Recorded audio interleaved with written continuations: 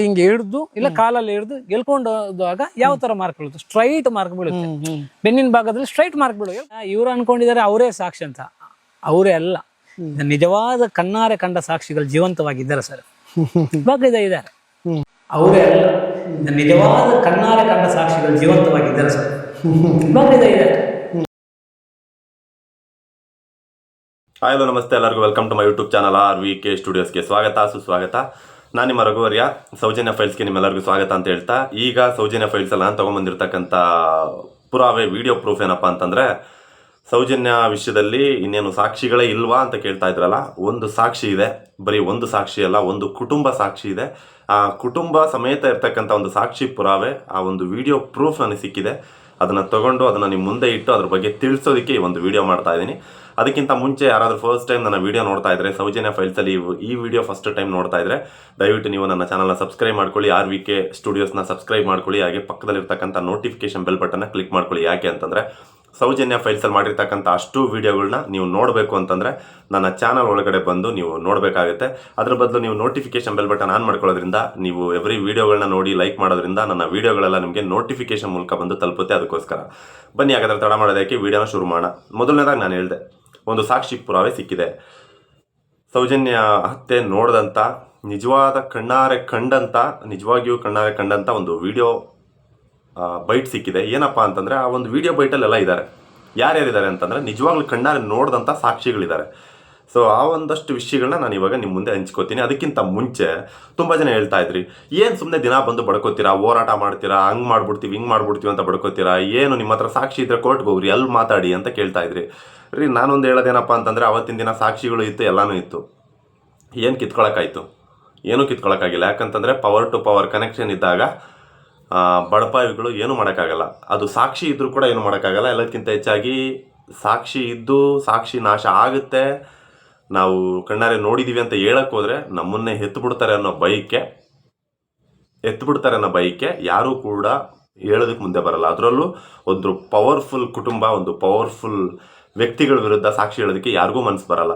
ಅದನ್ನು ಸ್ವಲ್ಪ ತಲೆಯಲ್ಲಿ ಇಟ್ಕೊಳ್ಳಿ. ಹುಚ್ಚರು ಥರ ಸುಮ್ಮನೆ ಮಾತಾಡಬೇಡಿ. ನಿಮ್ಮ ಮನೇಲಿ ಹೆಣ್ಮಕ್ಳು ಇರ್ತಾರೆ, ಅವ್ರಿಗಾದರೆ ಅವತ್ತಿನ ದಿನ ಕಣ್ಣೀರು ಹಾಕುವಂಥ ಪರಿಸ್ಥಿತಿ ನಿಮಗೆ ಬರಬಾರ್ದು. ಅವತ್ತಿನ ದಿನ ನಿಮ್ಮ ಮನೆ ಮಕ್ಕಳ ವಿರುದ್ಧ ನ್ಯಾಯ ಕೇಳೋದಕ್ಕೆ ನೀವುಗಳಷ್ಟೇ ಹೋರಾಟ ಮಾಡಬೇಕಾಗುತ್ತೆ. ಕಂಡವ್ರ ಮನೆಯವ್ರು ಯಾರು ಬರಲ್ಲ. ಸ್ವಲ್ಪ ತಲೆಯಲ್ಲಿ ಇಟ್ಕೊಂಡು ಕಮೆಂಟ್ಗಳನ್ನ ಹಾಕಿ. ಈಗ ವಿಷಯಕ್ಕೆ ಬರೋದಾದರೆ, ಸಾಕ್ಷಿಗಳು ನಾಶ ಆಗೋಯ್ತಾ ಬ್ರೋ ಅಂತ ಒಳ್ಳೆ ರೀತಿಲಿ ಕಮೆಂಟೆಲ್ಲ ಕೇಳ್ತಾ ಇದ್ರಿ. ಸಾಕ್ಷಿ ನಾಶ ಆಗಿರ್ಬೋದು, ಆದರೆ ನಿಜವಾಗ್ಲೂ ಕಣ್ಣಾರೆ ಕಂಡಂಥ ಸಾಕ್ಷಿಗಳಿದೆ. ಆವಾಗ ಸಾಕ್ಷಿ ನಾಶ ಆಗಿದ್ದು 6 ಜನ, ಅವರು ಕೂಡ ನಿಜವಾಗ್ಲೂ ಕಣ್ಣಾರೆ ನೋಡಿದಂಥ ಸಾಕ್ಷಿಗಳೇ. ಅವರು ಯಾವ ಒಂದು ಕಡೆಯಿಂದ ಕಣ್ಣಾರೆ ನೋಡಿದವರು ಅಂತಂದರೆ, ಅವರು ಬಂದುಬಿಟ್ಟು ದೊಡ್ಡ ಕುಟುಂಬ ಏನಿತ್ತು, ಆ ದೊಡ್ಡ ಕುಟುಂಬದ ಪಾಯಿಂಟ್ ಆಫ್ ವ್ಯೂ ಅವ್ರ ಕಡೆಯಿಂದ ಕಣ್ಣಾರೆ ನೋಡಿದಂಥ ಸಾಕ್ಷಿಗಳು ಅವರು ನಾಶ ಆಗಿದ್ದಾರೆ. ಆದರೆ ಈಗ ನಿಜವಾಗ್ಲೂ ಪಬ್ಲಿಕ್ಕಲ್ಲಿ ಕಣ್ಣಾರೆ ನೋಡಿದಂಥ ಸಾಕ್ಷಿಗಳಿದ್ದಾರೆ. ಒಂದು ಕುಟುಂಬ ಇದೆ. ಆ ಕುಟುಂಬ ಯಾವ ರೀತಿ ನೋಡಿದೆ ಅಂತಂದರೆ, ಸೌಜನ್ಯ ಅವ್ರನ್ನ ಕಿಡ್ನಾಪ್ ಮಾಡಿ, ಯಾವ ರೀತಿ ಕಿಡ್ನಾಪ್ ಮಾಡಿದ್ದಾರೆ ಅಂತ ಆ ಕುಟುಂಬ ಹೇಳ್ತಾ ಇದೆ ಅಂತಂದರೆ, ಸೌಜನ್ಯ ಅವರ ಬಾಯಿಗೆ ಒಂದು ಬಟ್ಟೆನ ಹಾಕಿ ಇಮಿಡಿಯೇಟ್ಲಿ ಇಟ್ಕೋತಾರೆ. ಆಗ ಸೌಜನ್ಯ ಕಿರ್ಚ್ತಾರಂತೆ. ಕಿರ್ಚಿದ ಮೇಲೆ, ಒಂದು ಕ್ಷಣ ಕಿರ್ಚಿದ ಮೇಲೆ ಇಮಿಡಿಯೇಟ್ಲಿ ಮತ್ತೆ ಅಲರ್ಟ್ ಆಗಿ ಅವರು ಸ್ಟ್ರಾಂಗ್ ಆಗಿ ಇಟ್ಕೊಂಡು ಅವ್ರನ್ನ ಲಾಕ್ ಮಾಡ್ಕೊಂಡು ಗಾಡೀಲಿ ಹಾಕೊಂಡು ಹೋಗ್ತಾರಂತೆ. ಒಂದಲ್ಲ ಎರಡಲ್ಲ 3-4 ಗಾಡಿಗಳಲ್ಲಿ ಬಂದಿದ್ರಂತೆ. ಅದರಲ್ಲಿ ಒಬ್ಬ ವ್ಯಕ್ತಿ ನೀಟಾಗಿ ಕೂಲಿಂಗ್ ಗ್ಲಾಸ್ ಹಾಕೊಂಡಿದ್ರಂತೆ. ಆ ಒಂದು ಜಾಗದಲ್ಲಿ ಬಹುಶಃ ನಾನು ನೋಡಿದಾಗೆ ಅತಿ ದೊಡ್ಡ ವ್ಯಕ್ತಿಗಳು ಮಾತ್ರ ಕೂಲಿಂಗ್ ಗ್ಲಾಸ್ ಹಾಕ್ಕೊಂಡು ರೋಡ್ಗಳಲ್ಲಿ ಗಾಡಿಗಳಲ್ಲಿ ಹೋಗೋದು. ಇವಾಗ ಬಿಡಿ ಎಲ್ಲರೂ ಹಾಕ್ತಾರೆ, ಅಫ್ಕೋರ್ಸ್, ಈಗ ಬಿಸಿಲು. ಆದರೆ ಆ ಟೈಮು ಅದು ಆ ಒಂದು ಇನ್ಸಿಡೆಂಟ್ ನಡೆದಂಥ ಜಾಗ ಯಾವುದು? ಆ ಟೈಮಲ್ಲಿ ಮಳೆಗಾಲ. ಸೊ ಮಳೆಗಾಲದಲ್ಲಿ ಕೂಲಿಂಗ್ ಗ್ಲಾಸ್ ಹಾಕುವಂಥ ವ್ಯಕ್ತಿಗಳು ಯಾರು? ಅವ್ರು ಯಾರು? ಸ್ವಲ್ಪ ನೀವು ತಲೆಯಲ್ಲಿ ಇಟ್ಕೊಂಡು ಯೋಚನೆ ಮಾಡಿ. ಸೊ ಈ ಒಂದು ವಿಷಯಗಳನ್ನ ಅವರು ಬಂದು ಸೌಜನ್ಯ ಅವರ ಕುಟುಂಬದ ಹತ್ರನೇ ಆ ಟೈಮಲ್ಲೇ ಮಾತಾಡಿದ್ದಾರೆ. ಯಾವ ಟೈಮಲ್ಲಿ ಅಂತಂದರೆ, ಸೌಜನ್ಯ ಅವರ ಹತ್ಯೆ ಆಗಿ ಆ ಟೈಮಲ್ಲೇ ಅವರು ಮಾತಾಡಿದ್ದಾರೆ. ಆದರೆ ಭಯ ಅವರಿಗೆ, ಹೊರಗಡೆ ಬಂದು ಹೇಳೋದಕ್ಕೆ ಒಂದು ಭಯ. ಸೊ ಆದಷ್ಟು ಬೇಗ ಅಣ್ಣಪ್ಪ ಸ್ವಾಮಿ, ಮಂಜುನಾಥ ಸ್ವಾಮಿ ಅವರು ಧೈರ್ಯ ಕೊಟ್ಟು ಆ ಒಂದು ಕುಟುಂಬ ಏನಿದೆ ಅವರು ಧೈರ್ಯವಾಗಿ ಬಂದು ಕೋರ್ಟಲ್ಲಿ ಸಾಕ್ಷಿ ಹೇಳೋ ರೀತಿ ಆಗಲಿ ಅಂತ ನಾನಂತೂ ದೇವರ ಹತ್ರ ಬೇಡ್ಕೋತೀನಿ. ಈಗ ನೀವುಗಳು ನನ್ನ ಮಾತನ್ನು ನಂಬೋದು ಇಲ್ಲ ಅಂತ ನನಗೆ ಗೊತ್ತು. ಹೆಂಗಪ್ಪ ನಂಬಲಿ, ನೀನು ಹೇಳಿದ ಕಟ್ಟುಕತೆನಾ ಅಂತ ಅನ್ಬೋದು. ನಾನು ಕಟ್ಟುಕತೆ ಹೇಳ್ತಾ ಇಲ್ಲ. ನಾನು ಯಾವಾಗಲೂ ಕೂಡ ವಿಡಿಯೋ ಪ್ರೂಫ್ ಇಟ್ಕೊಂಡೇ ಮಾತಾಡ್ತೀನಿ. ಆ ಒಂದು ವಿಡಿಯೋ ಪ್ರೂಫ್ನ ಕೂಡ ಇವಾಗ ನಿಮ್ಗೆ ಆಗ್ತಾ ಇದ್ದೀನಿ. ನೀವು ಕೂಡ ಆ ಒಂದು ವಿಡಿಯೋ ಪ್ರೂಫ್ನ ನೋಡಿ ಸತ್ಯ ಏನು ಅಂತ ತಿಳ್ಕೊಳ್ಳಿ. ನೋಡಿ ಆ ವಿಡಿಯೋ ಪ್ರೂಫ್. ಒಂದು ವಿಡಿಯೋ ತೋರಿಸ್ತಾರೆ ಸೌಜನ್ಯಂದು, ಅವಳ ಬೆನ್ನಿನ ಭಾಗದ ವಿಡಿಯೋ. ಹೆಣ್ಣಾದ್ರೆ ಅವ್ರು ಹೊರಲಾಡ್ತಾರೆ, ಟ್ವಿಸ್ಟ್ ಆದ ರೀತಿಯಲ್ಲಿ ಹೊರಲಾಡ್ತಾರೆ. ಹಾಗೆ ನೋಡಿ, ಸೌಜನ್ಯನ್ನು ಕೈಯಲ್ಲಿ ಹಿಂಗೆ ಹಿಡಿದು ಇಲ್ಲ ಕಾಲಲ್ಲಿ ಹಿಡಿದು ಗೆಲ್ಕೊಂಡು ಹೋದಾಗ ಯಾವ ತರ ಮಾರ್ಕ್ ಬೀಳುತ್ತೆ? ಸ್ಟ್ರೈಟ್ ಮಾರ್ಕ್ ಬೀಳುತ್ತೆ. ಬೆನ್ನಿನ ಭಾಗದಲ್ಲಿ ಸ್ಟ್ರೈಟ್ ಮಾರ್ಕ್ ಬೀಳುವ. ಇವ್ರು ಅನ್ಕೊಂಡಿದ್ದಾರೆ ಅವರೇ ಸಾಕ್ಷಿ ಅಂತ. ಅವರೇ ಅಲ್ಲ. ನಿಜವಾದ ಕಣ್ಣಾರೆ ಕಂಡ ಸಾಕ್ಷಿಗಳು ಜೀವಂತವಾಗಿದ್ದಾರೆ ಸರ್. ಇವಾಗ ಇದ್ದಾರೆ, ನಮ್ಗೆ ಸಿಗ್ತಾರೆ. ಅವರು ಬಾಡಿ ತಗೊಂಡ್ಬರ್ಬೇಕಾದ್ರೆ ನೋಡಿದ ಸಾಕ್ಷಿಗಳಿದ್ದಾರೆ. ನಮ್ಮ ಮನೇಲಿ ಬಂದು ಹೇಳ್ಬಿಟ್ಟಿದ್ದಾರೆ. ಸೌಜನ್ಯ ಕಿಡ್ನಾಪ್ ಮಾಡಿದಾಗ ನೋಡಿದ ವ್ಯಕ್ತಿಗಳಿದ್ದಾರೆ. ಅವರು ಕಳೆದ ವರ್ಷ ಇಲ್ಲಿ ಬಂದರು ಸರ್. ಇಲ್ಲಿ ಅವರಲ್ಲ, ಅವರು ಇಲ್ಲಿ ಬಂದ್ಬಿಟ್ಟು ನಮ್ಮ ದೇವಸ್ಥಾನದಲ್ಲಿ ಅಪ್ಪ ಪೂಜೆ ಮಾಡ್ತಿದ್ರು. ಅಷ್ಟೊತ್ತಿನಲ್ಲಿ ಬಂದರು, ನಡ್ಕೊಂಡೇ ಬಂದರು ಪಾಪ. ಬಂದ್ಬಿಟ್ಟು ಹೇಳಿದ್ರು, ನಾನು ಈ ಹುಡುಗಿಯನ್ನು ಈ ಥರ ಮಾಡೋದು. 3-4 ಗಾಡಿ ಇತ್ತಂತೆ. ಒಬ್ಬ ಕೂಲಿಂಗ್ ಗ್ಲಾಸ್ ಹಾಕೊಂಡಿದ್ದು, ಹಿಂದ್ಗಡೆಯಿಂದ ಬಟ್ಟೆ ಹಿಂಗೆ ಹಿಡಿದು ಒಂದ್ಸಲ ಕಿರ್ಚಾಡಿದಲ್ಲ ಅವಳು. ಅಷ್ಟೊತ್ತು ನಾವು ನೋಡಿದೆವು. ಅದೇ ಸಾಂತ್ವನ ಬಸ್ ಸ್ಟ್ಯಾಂಡ್ ಅಲ್ಲಿ ನಿಂತ್ಕೊಂಡಿದ್ದೀವಿ ಅಂತ ಹೇಳ್ತಾರೆ ಅವರು. ಅವತ್ತಿನಲ್ಲಿ ಅವತ್ತು ಸುಮಾರು ಅವರು 2-3 ಗಂಟೆ ಹೊತ್ತಿನಿಂದ ವೆಯ್ಟ್ ಮಾಡ್ತಿದ್ದಂತ ಡಾಕ್ಟ್ರನ್ನು ಭೇಟಿ ಮಾಡ್ಲಿಕ್ಕೆ ಅಂತ ಸಾಂತ್ವನದ. ಅವಾಗ ಈ ಹುಡುಗರು ನಾವೀಗ ಏನು ಹೇಳ್ತೀವಲ್ಲ ಸರ್, ಅವರು ಬೈಕಲ್ಲಿ ರೌಂಡ್ಸ್ ಆಗ್ತಾ ಇದ್ದಾರೆ. ಒಂದ್ಸಲ ಇವ್ರನ್ನ ಬಂದು ಹೇಳಿದಾರಂತೆ, ನೀವು ಯಾಕೆ ಎಲ್ಲಿ ನಿಂತಿದ್ರಿ?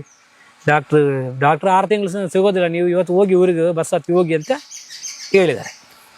ಇದೇ ಹುಡುಗರು. ನೋಡಿದ್ರಲ್ಲ ಸ್ನೇಹಿತರೆ, ಆ ಒಂದು ವಿಡಿಯೋದಲ್ಲೇ ನಾನು ಹೇಳಿದಂಥ ಅಷ್ಟು ಕತೆ ಇದೆ. ಏನಪ್ಪ ಅಂತಂದರೆ, ಸೌಜನ್ಯ ಅವರ ಹತ್ಯೆನ ಬಸ್ ಸ್ಟಾಪಿಂದ ನೋಡಿದಂಥ ಒಂದು ಕುಟುಂಬ.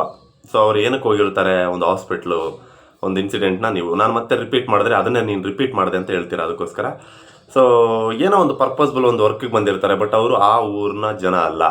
ಬಹುಶಃ ಆ ಊರಿನ ಜನ ಆಗಿದ್ದಿದ್ರೆ ಇಷ್ಟೊತ್ತಿಗೆ ಅವ್ರನ್ನೂ ಕೂಡ ಮುಗಿಸ್ಬಿಡ್ತಾ ಇದ್ರೋ ಏನೋ. ಅವರು ಆ ಊರಿನ ಜನ ಅಲ್ಲ. ಅದಕ್ಕೋಸ್ಕರ ಅವ್ರು ಸೇಫ್ ಆಗಿದ್ದಾರೆ. ಆದಷ್ಟು ಬೇಗ ಅವ್ರು ಯಾರು ಅಂತ ದೊಡ್ಡವ್ರ ಕುಟುಂಬಕ್ಕೆ ಗೊತ್ತಾಗದೆ ಇರಲಿ ಅಂತ ಕೇಳ್ಕೊತೀನಿ. ಆದಷ್ಟು ಬೇಗ ಆ ಕುಟುಂಬಕ್ಕೆ ಧೈರ್ಯ ಬಂದು ಕೋರ್ಟಲ್ಲಿ ಬಂದು ಸಾಕ್ಷಿ ಹೇಳೋ ರೀತಿ ಆಗಲಿ ಅಂತ ನಾನು ಕೇಳ್ಕೊತೀನಿ. ಇಷ್ಟಂತೂ ನಾನು ಕೇಳ್ಕೊತೀನಿ. ಆದಷ್ಟು ಬೇಗ ನಾನು ಹೇಳಿದ್ದೆ, ಈ ಒಂದು 2025ರಲ್ಲಿ ಸೌಜನ್ಯ ನ್ಯಾಯ ಪಡೆದುಕೊಳ್ಳುತ್ತಾಳೆ ಅಂತ ನಾನು ಹೇಳಿದ್ದೆ. ಅದು ಆದಷ್ಟು ಬೇಗ ಆ ಒಂದು ಟೈಮ್ ಹತ್ರ ಬಂದಿದೆ. ಇಷ್ಟರಲ್ಲೇ ಒಂದಷ್ಟು ಜೀವಗಳಿಗೆ ಧೈರ್ಯ ಬಂತು ಅಂತಂದರೆ, ಕಾಲ ಕೂಡು ಬಂತು ಅಂದರೆ ಎಲ್ಲ ಸರಿ ಹೋಗುತ್ತೆ. ಗುರು, ನಿಮ್ಮ ಕಣ್ಣು ಮುಂದೆ ಸಾಕ್ಷಿ ಇದೆಯಲ್ಲ, ಹೋಗ್ಬಿಟ್ಟು ಮಾತಾಡಿ, ತಗೊಂಡೋಗಿ ಕೋರ್ಟಲ್ಲಿ ಹಿಡಿಯಲ್ಲಿ ಅಂತ ನೀವು ಹೇಳ್ಬೋದು. ಕೋರ್ಟು ತಗೊಂಡೋಗಿ ಇಟ್ಟ ತಕ್ಷಣ ನೆಕ್ಸ್ಟ್ ಮಿನಿಟಲ್ಲೇ ನಮಗೆ ನ್ಯಾಯ ಕೊಟ್ಬಿಡಲ್ಲ ಸರ್. ಅದನ್ನು ಸ್ವಲ್ಪ ತಲೆಯಲ್ಲಿ ಇಟ್ಕೊಳ್ಳಿ. ಕೋರ್ಟು ನಮಗೆ ಕರ್ಕೊಂಡೋಗಿ ನಿಲ್ಸಿದ ತಕ್ಷಣ ಇಮಿಡಿಯೇಟ್ಲಿ ಅವರು ನ್ಯಾಯ ಕೊಟ್ಬಿಡಲ್ಲ. ಮತ್ತೆ ತಿರ್ಗಾ ಪರಿಶೀಲನೆ ಮಾಡ್ತಾರೆ, ಒಂದಷ್ಟು ಟೈಮ್ ತಗೋತಾರೆ, ಒಂದಷ್ಟು ಟೈಮ್ ಕೊಡ್ತಾರೆ. ಸೊ ಈ ಟೈಮ್ ಕೊಡುವಂಥ ಗ್ಯಾಪಲ್ಲಿ ಆ ನಿಜವಾದ ಆರೋಪಿಗಳಂತ ಏನಿರ್ತಾರೆ, ಅವರು ಈ ಕಣ್ಣಾರೆ ಕಂಡಂಥ ಸಾಕ್ಷಿಗಳಿರ್ತಾರಲ್ಲ, ಅವರನ್ನ ಒಂದು ಸಲ ನೋಡಿದ್ರು ಅಂತ ಇಟ್ಕೊಳ್ಳಿ. ನೆಕ್ಸ್ಟ್ ಡೇ ಕೋರ್ಟ್ ಒಂದು ಡೇಟ್ ಕೊಡ್ತಂದ್ರೆ ಆ ಡೇಟಿಗೆ ಬರೋ ಅಷ್ಟರಲ್ಲಿ ಆಲ್ರೆಡಿ ಈ ಆರೋಪಿಗಳು, ಈ ದೊಡ್ಡ ಕುಟುಂಬದವರು ಏನಿದ್ದಾರೆ, ಅವರು ಈ ಕಣ್ಣಾರೆ ಕಂಡಂಥ ಸಾಕ್ಷಿಗಳನ್ನ ಅಷ್ಟೇ. ಅದಕ್ಕೋಸ್ಕರ ಆ ಕುಟುಂಬ ಅದನ್ನೆಲ್ಲ ಯೋಚನೆ ಮಾಡಿ ಅವರು ಹೊರಗಡೆ ಬರ್ತಾ ಇಲ್ಲ. ಆದಷ್ಟು ಬೇಗ ಅವರಿಗೆ ಒಂದು ಪ್ರೊಟೆಕ್ಷನ್ ಬೇಕು. ಆ ಪ್ರೊಟೆಕ್ಷನ್ ಮೂಲಕ ಅವ್ರು ಆದಷ್ಟು ಬೇಗ ಹೊರಗಡೆ ಬಂದು ಸತ್ಯ ಹೇಳಬೇಕು. ಸತ್ಯ ಹೇಳಿದ ಮೇಲೆ ಅವ್ರಿಗೆ ಇನ್ನೂ ಜಾಸ್ತಿ ಒಂದು ಪ್ರೊಟೆಕ್ಷನ್ ಬೇಕು. ಆಗ ಎಲ್ಲಿವರೆಗೂ ಪ್ರೊಟೆಕ್ಷನ್ ಬೇಕು ಅಂತಂದರೆ, ಆರೋಪಿಗಳಿಗೆ, ನಿಜವಾದ ಆರೋಪಿಗಳಿಗೆ ಶಿಕ್ಷೆ ಆಗೋವರೆಗೂ ಅವ್ರಿಗೆ ಪ್ರೊಟೆಕ್ಷನ್ ಬೇಕು ಅಂತ ಹೇಳೋದಕ್ಕೆ ಒಂದು ವಿಡಿಯೋ ಮಾಡಿದೆ. ಇದಿಷ್ಟು ನಾನು ಸೌಜನ್ಯ ಫೈಲ್ಸಲ್ಲಿ ತೊಗೊಂಬಂದಂಥ ಹೊಸ ಮಾಹಿತಿ. ಮತ್ತೇನಾದರೂ ಹೊಸ ವಿಷಯ ಸಿಕ್ಕಿದ್ರೆ ಅದನ್ನ ತೊಗೊಂಡು ನಿಮ್ಮ ಮುಂದೆ ಬರ್ತೀನಿ. ಅಲ್ಲಿವರೆಗೂ ನನ್ನ ಚಾನಲ್ನ ಸಬ್ಸ್ಕ್ರೈಬ್ ಮಾಡ್ಕೊಂಡು ಕಾಯ್ತಾರಿ. ಈ ಒಂದು ವಿಡಿಯೋ ಬಗ್ಗೆ ನಿಮ್ಗೆ ಏನಾದರೂ ಅನಿಸಿಕೆ ಇದ್ದರೆ, ಏನಾದರೂ ತಪ್ಪಾಗಿ ಅಭಿಪ್ರಾಯ ಏನಾದರೂ ಬಂದಿದ್ದರೆ ಅದನ್ನೆಲ್ಲ ನೀವು ಕಮೆಂಟಲ್ಲಿ ತಿಳಿಸಿ. ನಾನು ಕಮೆಂಟಲ್ಲಿ ರಿಪ್ಲೈ ಮಾಡ್ತೀನಿ. ಅದನ್ನು ಹೊರತುಪಡಿಸಿ ಏನಾದರೂ ನನ್ನ ಜೊತೆ ಮಾತಾಡಬೇಕು ಅಂತಂದರೆ ನನ್ನ ಇನ್ಸ್ಟಾಗ್ರಾಮ್ ID ರಘುವರ್ಯಾಕೆ ಅಂತ, ಮತ್ತೊಮ್ಮೆ ಹೇಳ್ತಾ ಇದ್ದೀನಿ, ರಘುವರ್ಯಾಕೆ ಅಂತ ನನ್ನ ಇನ್ಸ್ಟಾಗ್ರಾಮ್ ID. ಅಲ್ಲಿ ಕೂಡ ಬಂದು ನೀವು ನನಗೆ ಟೆಕ್ಸ್ಟ್ ಮಾಡ್ಬೋದು. ನಿಮ್ಮ ಅನಿಸಿಕೆಗಳು, ನಿಮ್ಮ ವಿಷಯಗಳನ್ನ ಹಂಚ್ಕೋಬೋದು. ಸೊ ಇದಾದ ಮೇಲೆ ಇಲ್ಲಿಗೆ ಈ ಒಂದು ವಿಡಿಯೋ ಮುಕ್ತಾಯ ಆಗಿದೆ. ಆದರೆ ಈ ಒಂದು ವಿಷಯಕ್ಕೆ ಸಂಬಂಧಪಟ್ಟಾಗಿ ಇನ್ನೂ ಒಂದಷ್ಟು ವಿಡಿಯೋ ಪ್ರೂಫ್ಗಳು ಬರೋದಿದೆ. ಸೊ ಒಂದಷ್ಟು ವಿಷಯಗಳು ಸಿಕ್ಕಾಗೆಲ್ಲ ನಾನು ಬಂದು ನಿಮ್ಮ ಮುಂದೆ ಡಿಸ್ಕಸ್ ಮಾಡ್ತೀನಿ ಅಂತ ಹೇಳ್ತಾ ಈ ಒಂದು ವಿಡಿಯೋನಲ್ಲಿ ಮುಗಿಸ್ತಾ ಇದ್ದೀನಿ. ಜೈ ಹಿಂದ್, ಜೈ ಕರ್ನಾಟಕ. ಮತ್ತೆ ನಾನು ಯಾವಾಗಲೂ ಹೇಳೋದು ಒಂದೇ, ಜಸ್ಟಿಸ್ ಫಾರ್ ಸೌಜನ್ಯ. ಅವ್ರಿಗೆ ನ್ಯಾಯ ಸಿಗೋವರೆಗೂ ನಾವೆಲ್ಲರೂ ಹೋರಾಡೋಣ.